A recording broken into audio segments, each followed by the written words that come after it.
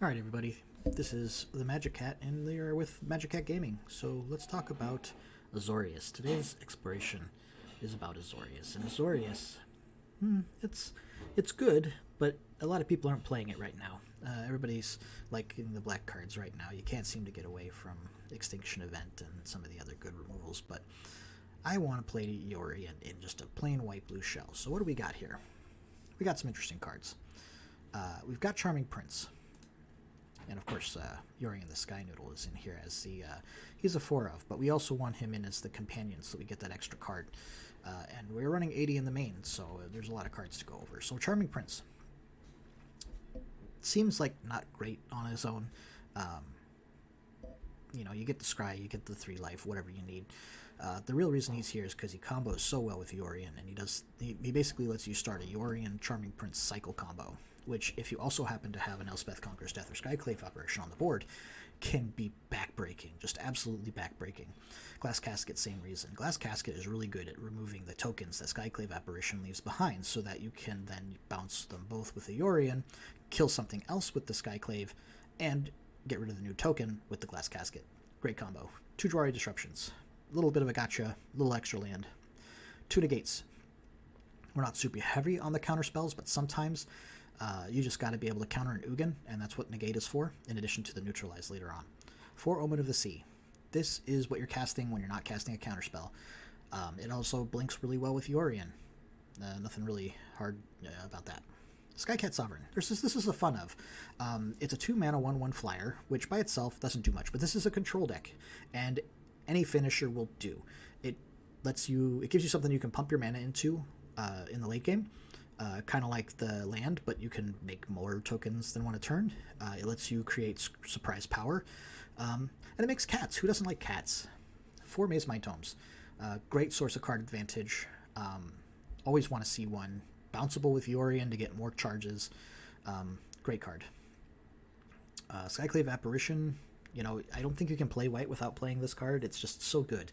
Being able to remove the creature or permanent, non-token permanent of CMC 4 or less, and just not have to worry about it, because it does not come back. They get a token that is an illusion token creature, and that is not nearly as threatening as whatever you removed, most likely. Midnight Clock. This is in here mostly as a further hedge against rogues and mill. It also is a way to refresh your hand if you're desperate. It also ramps a little bit, because we do have a pretty big top end at the top, so we can have a little extra mana, and that doesn't hurt. You're likely not casting this on 3. You're likely leaving up a counterspell or some other action, so don't expect to cast this on 3. It's much more of like a turn 5 play or a turn 6 play. But if you have to cast it early, like, don't, you know, that could still be a thing. 4 Neutralize. Neutralize is a great card, and you should be running it. Now, Shatter the Sky, in a blue-white control spell, obviously. Now, Shatter the Sky, we're only running 3, and the reason we're only running 3 is because it's a bit of a nombo with our Skyclave Apparition. Sometimes you have to be able to sweep the board, and so Shatter the Sky is a necessary evil. But ideally, if our decks are doing what it's supposed to do, we are negating threats as quickly as they're being deployed, and we don't have to play catch-up. That's not always going to be true, but the next card, Arcanist, gives us a good chance at it, because this can find our Glass Caskets, this can find our Elspeth Conquers Deaths. It cannot find our Skyclave Apparitions, but it can find a lot of stuff in our deck that's pretty good. So, and including our removal pieces, and including Shark Typhoon, which is a sneaky piece of removal. We'll talk about that later. So this is a great card, and it also, again, plays really well with Yorion. Anything that bounces with Yorion and does good things, we want in our deck. Elspeth Conquers Death is probably the most annoying white card I've ever had to play against, but it's really good against the mid-range decks right now. Basically, it can remove almost every relevant threat in the game, and then tax your opponent the next turn. And then if it does go off, it can bring back a Yorion and bounce everything on your board, or it can bring back, a Skyclave Apparition, or it can bring back a Charming Prince and bounce a Yorion that's already on the board. Like, there's a lot of things that it can do. Yorion, he bounces things. He's great. Not going to talk about him anymore. Shark Typhoon.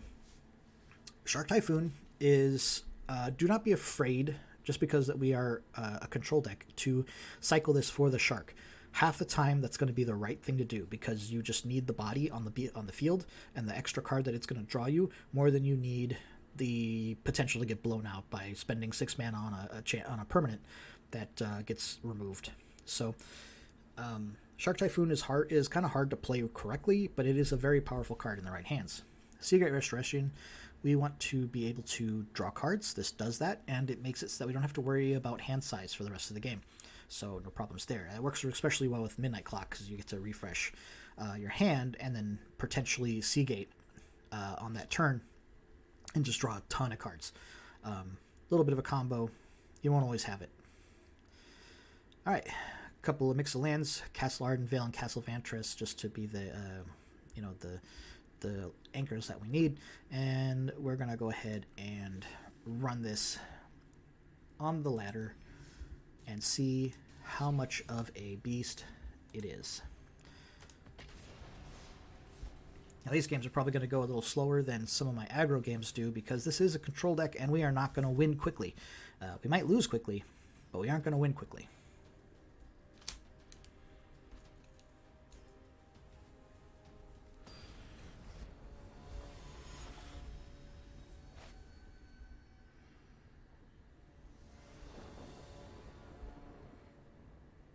Okay, we're missing the blue, but we've got Mazemind Tome and a Charming Prince to try and find it. So, against my better judgment, we're going to go ahead and keep.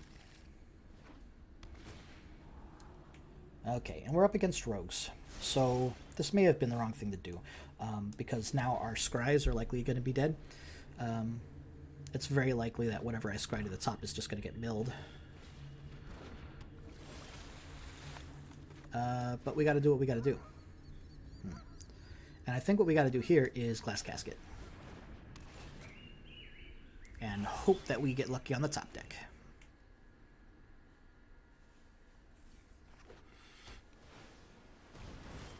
See, that was perfect for us. Now, we're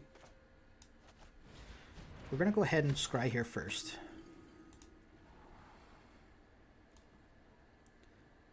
Another tap land and a Fabled Passage. We're going to go ahead and put the Fabled Passage up first, because it could theoretically be an untapped land.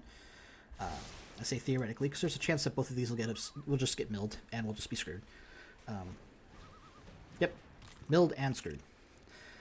But we've got the Omen to try and find that fourth land, so it's not the end of the world.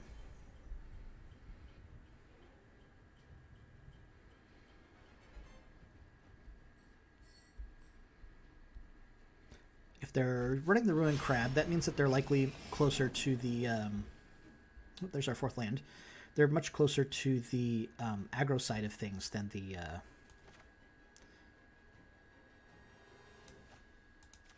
excuse me, they're much closer to the mill side of things than the aggro side of things. We're going to go ahead and Omen of the Sea on their end step.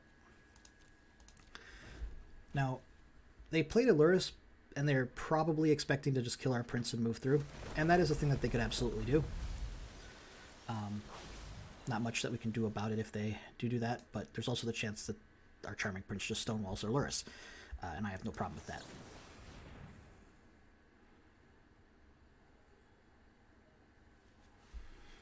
They might counter the Omen. I think that would be absolutely wrong if they do, because the Omen by itself doesn't do anything. They would rather counter whatever my threat is on the next turn. They're going to mill me first. That's not really a problem. Either of those would have been a reasonable draw, so kind of disappointing to see those go.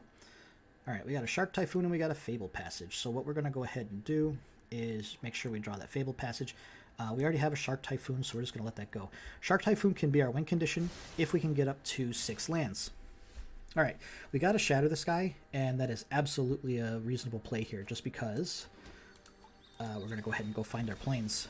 They might have the ability to bring back their Luris. I'm more worried about a counterspell, to be honest. But if they counter it, we still have our Charming Prince to try and slow them down. But this would kill off their Luris, and they would need to bring them back some other way. It's a pretty good... Alright. No problems with that. That also makes me think that my Shark Typhoon might actually be good if I get to draw an untapped land.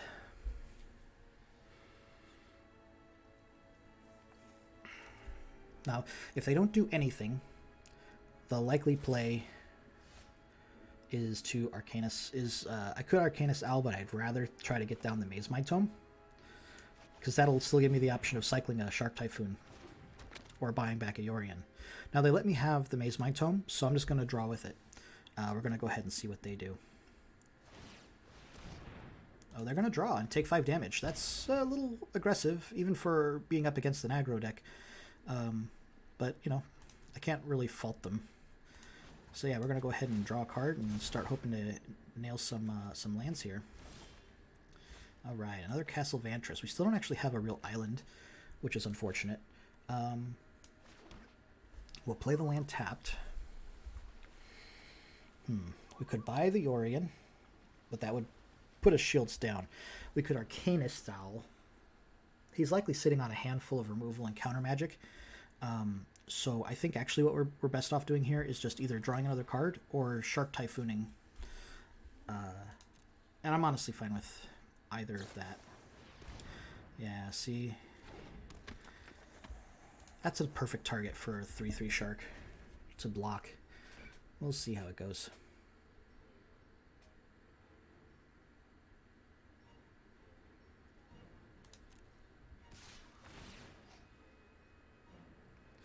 So we're going to go ahead and cycle before the mill.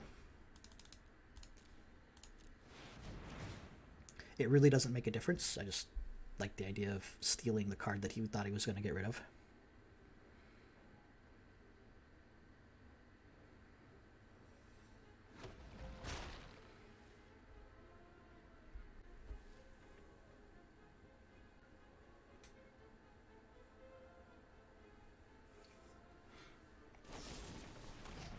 He had the Heartless Act. Not a big deal. Oh, we got a Shark Typhoon out of it. That was absolutely a great card to steal. We've got 2 Yorions. We're going to go ahead and get the scry value here. If he uses it... Yeah, we don't want to draw another one of those. If he uses it... Okay.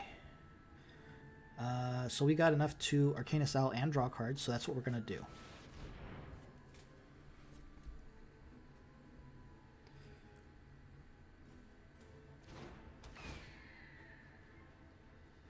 Oh yeah, we'll take that midnight clock. That's exactly what we wanted to see. Alright, and then we're going to end the turn. He's probably got a handful of removal, but he's not going to get there two damage at a time. Like, we've got way too many answers, so... He can Heartless Act all he wants, but unless he's got some, like an end of the story or something, which he basically would have to tap out for, he's going to be in some trouble.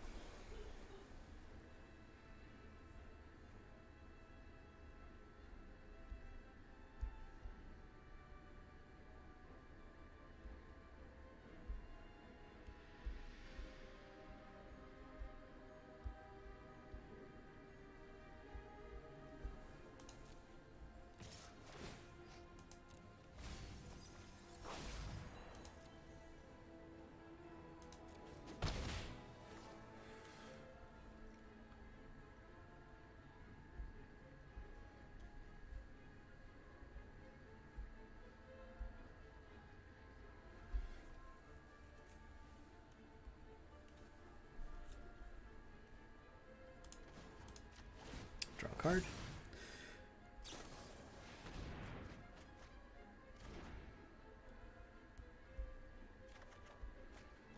He was hoping to dodge a negate on that, and he did. We're going to go ahead and try to get him with a Skyclave. He might have the drown for that. If he does, no big deal. Alright. He didn't counter that. We're going to go ahead and try to throw down our midnight clock. And that'll let us still use our Mazemind Tome.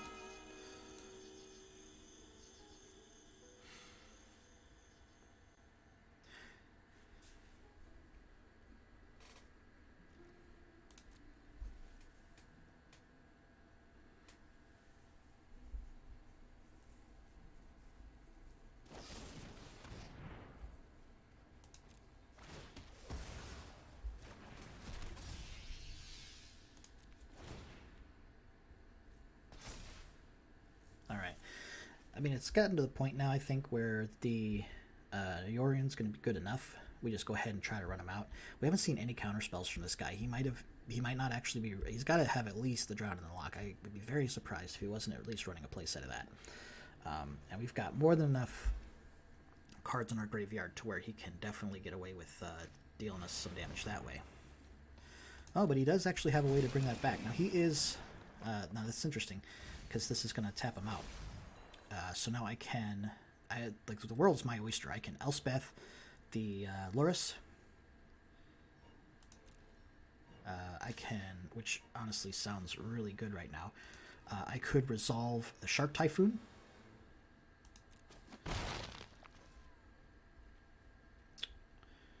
Man, so many options. Let's go ahead and gain some life though. I've got the second Mazemind Tome in my hand, so I'm not too worried about that.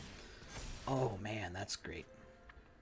So here's what we're gonna do. We're gonna Skyclave Apparition, and we're gonna be 1 mana short, but we're still gonna get rid of that Lurrus, which is super important. Oh no, not 1 mana short. I did count it right. Forgot about the midnight clock there for a second.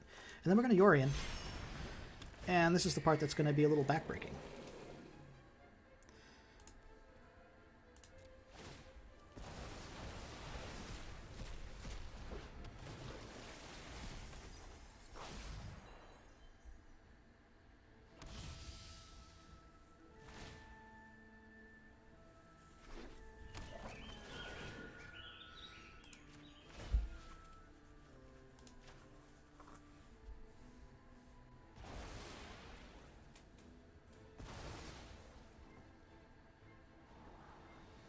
We'll definitely leave the Glass Casket on top, just in case. Yep.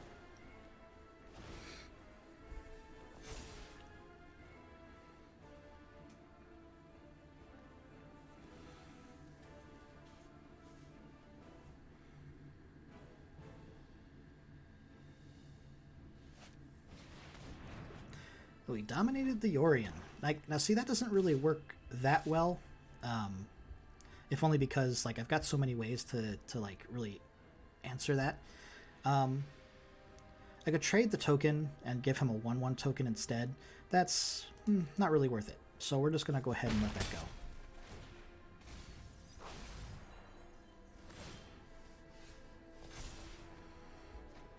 Alright, got another land.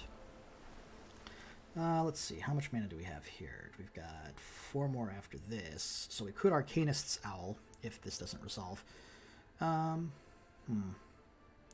We could also Glass Casket and Mazemind Tome. We'll go ahead and try for the Yorion.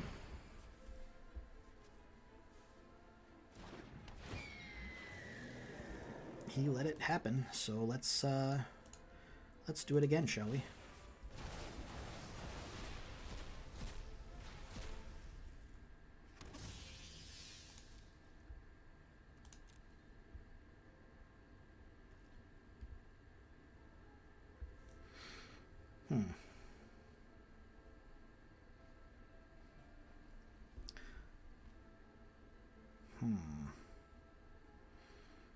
Lots of options here. I think I'm going to play it safe and leave up the Shark Typhoon. Now, let's get the Mazemind down. More life gain and, you know, more card draw.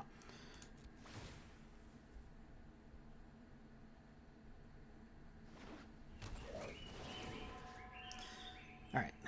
This can hit the Windrobber and nothing else. He's going to draw a card off of it. That's fine. We're going to get rid of this 2/2 token.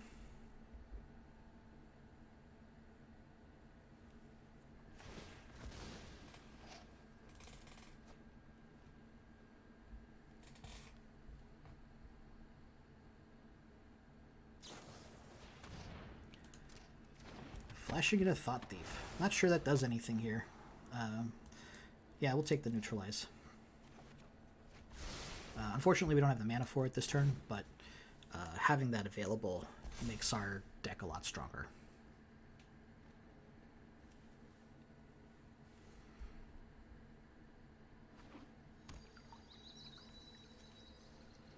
That'll let us Elspeth Conquers Death next turn without any fear. Another Domination. That's an interesting choice, again, because now he's got 2 of the same legendaries, so one of those is going to go. He gets to get in for 6.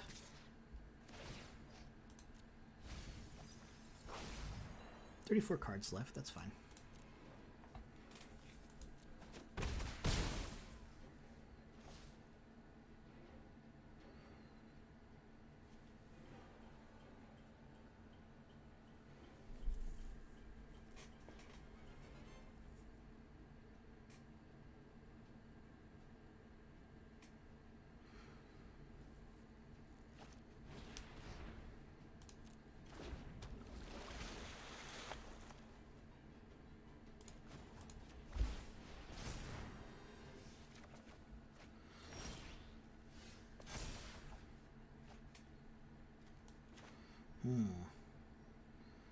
Leaving 2 mana up.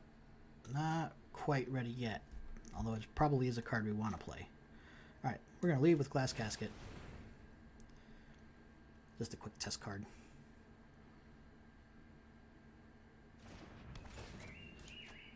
Get rid of the Thought Thief.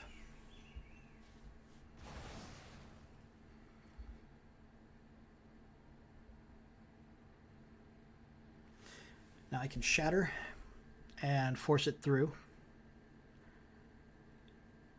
with the Neutralize. And I think that's the right play here, because I didn't leave myself enough mana to protect the Elspeth Conquers Death. So yeah, we'll go for that.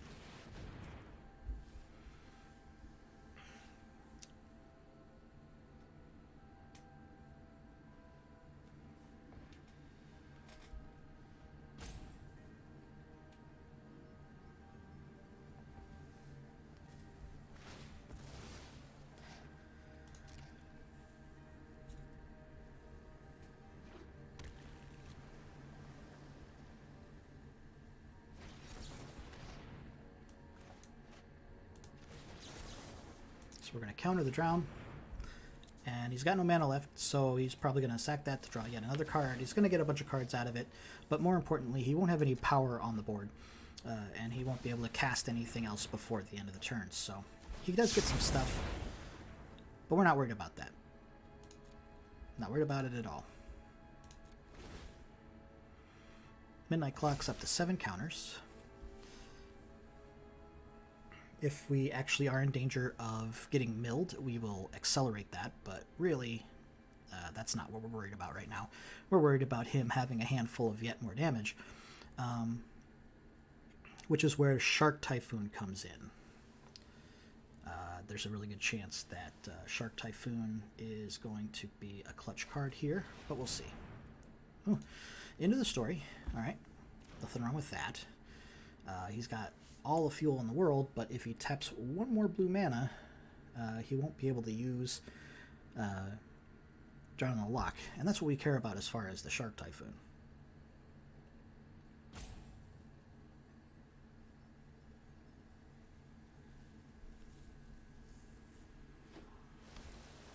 Alright, now he does have another blue source. Does he leave the 5 mana up, or does he cast something?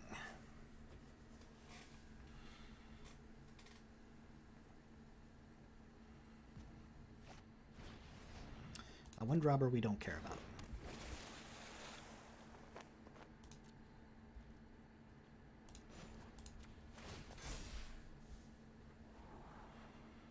We'll draw a Mazemind Tome. Okay, we're going to play Seagate Restoration as a land.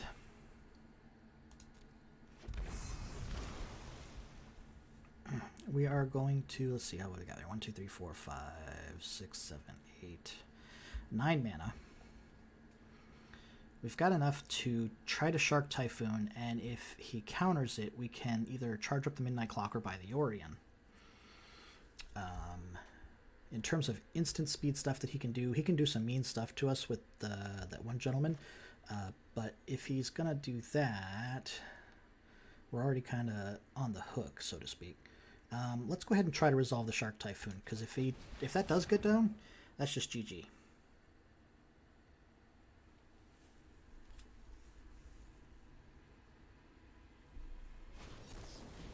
He had the drown. That's fine. So we're going to draw a card.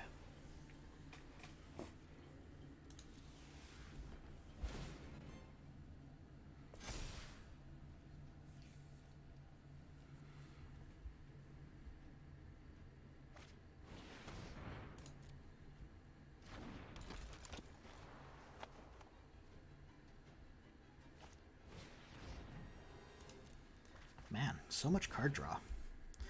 Not just into the story, but of one mind as well. That's a choice.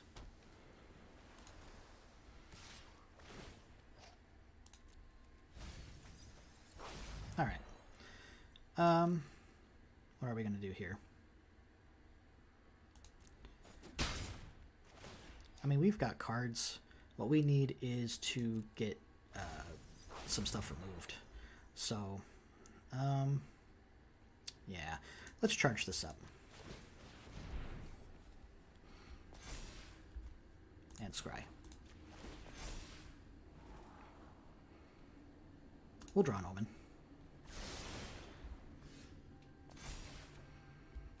Alright, so here's where things get questionable. He's got all the cards in the world.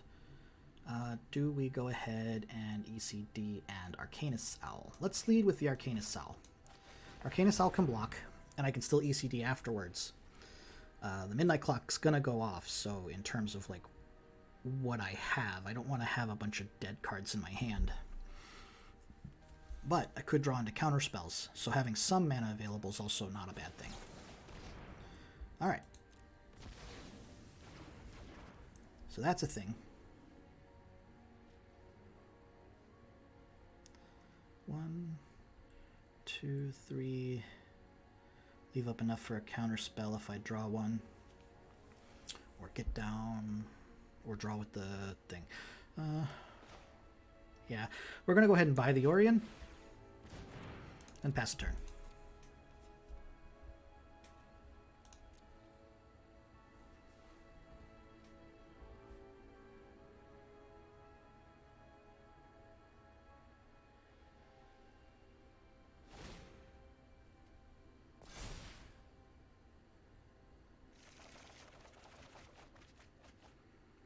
Alright, we got the counter spell. I don't know what we would actually counter in this case, but the reality is just that having a fresh hand here is really good. Not to mention we're back to 60 cards in the deck. So, you know, we're not in danger of being milled.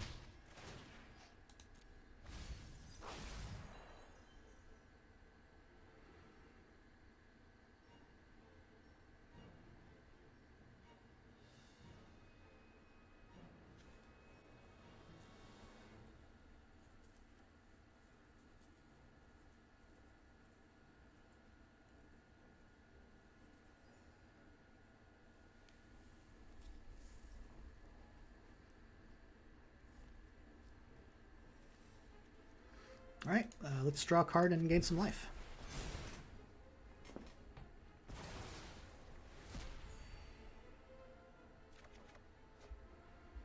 That's a perfect card to draw. And that's not bad either. Alright, let's go find a land. I think we want another blue source. Perfect. We're going to lead with the Apparition. This could get countered.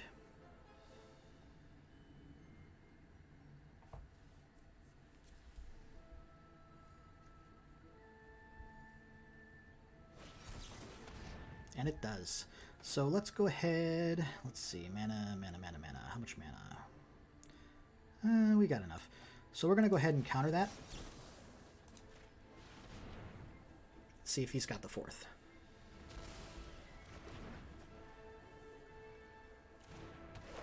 Alright. So we're going to exile the Soaring Thought Thief. And now we're going to get greedy.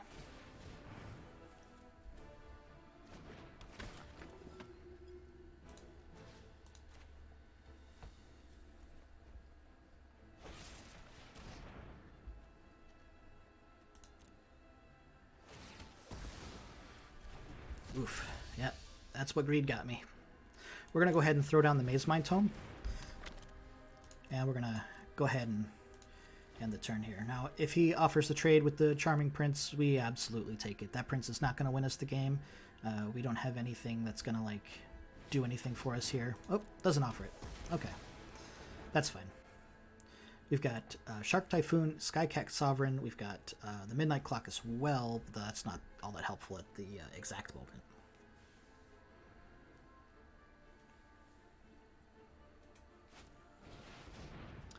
And he draws yet more cards. He could legitimately have the cards that he needs, the 4th Drown in the Lock. Realistically, if the Skycat Sovereign sticks, it probably won't. He's got to have removal, but I could get enough value out of it to... Come on, bro. It's not going to do anything.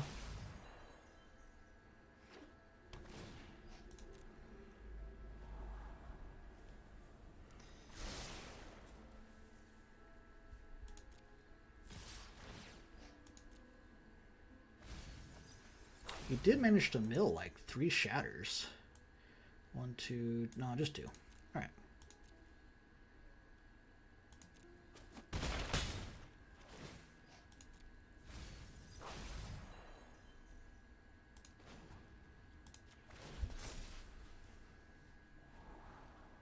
Not helpful. And a land. Okay. Now, the question is, do we ambush with Shark Typhoon? Do we Shark Typhoon and then cast Midnight Clock and then cast Skycat Sovereign? Have it there as an emergency blocker. The reality is that we don't have to take a lot of damage to just be dead here. I think Skycat, make a bunch of dudes, is the best play. Certainly one that they might not see coming.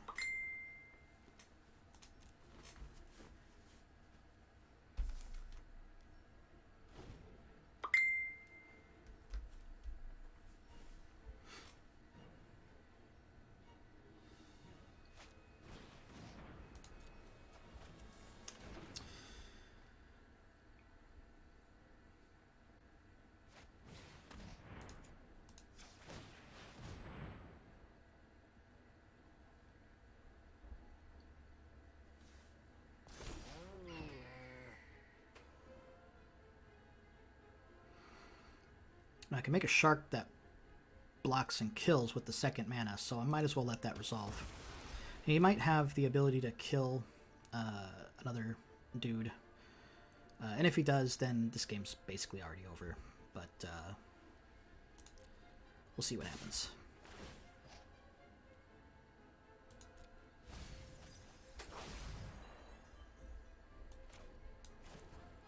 Let's see.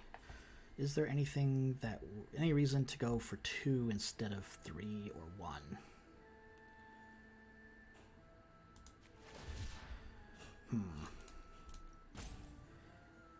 If we go for 3, we can take the greediest block. Might as well.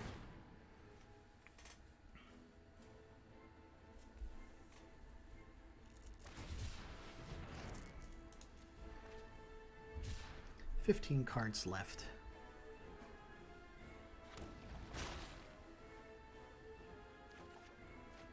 The Skyclave is a good draw. If I get another turn, that would be an excellent card. I get to block, which is really good, so we'll take the greedy blocks. I go to 1 with this. Not great. Not a lot else I could do here in this scenario.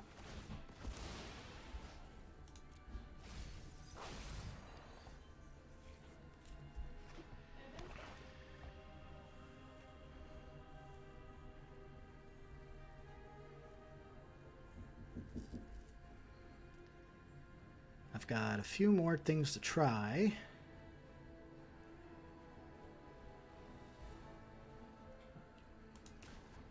And I'm getting to my draw step. Let's see how this goes.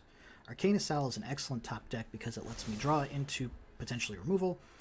We're going to lead with that, actually, for that reason. I'm kind of hoping that this eats a Drowning Lock, because that would be the best outcome. Because that would be his 4th Drowning Lock. I didn't say please. Okay, well, he did have another counter spell. It was a negate on top, so that's okay. We're going to go ahead and run out the apparition, see if he's got yet another counter spell, which he apparently did not. I believe the correct thing to do here is take the Death Toucher. Maybe not. Oh, he's got another one.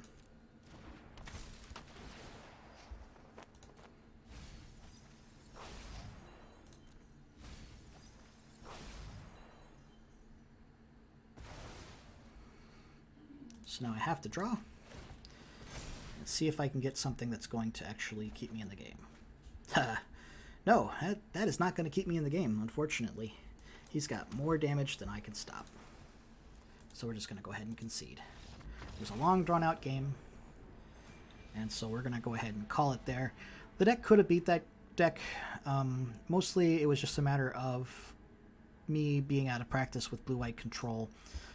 There was definitely places where I may have been a little aggressive in sweeping the board, or aggressive in trying to resolve threats. The reality is that when playing against a deck like that, like it's very, very interactive, and he got his counter spells really late, and perhaps if he had gotten them earlier, I actually would have done better. Conversely, it's kind of a weird idea. Anyways, I hope you enjoyed that deck, and I'll catch you next time.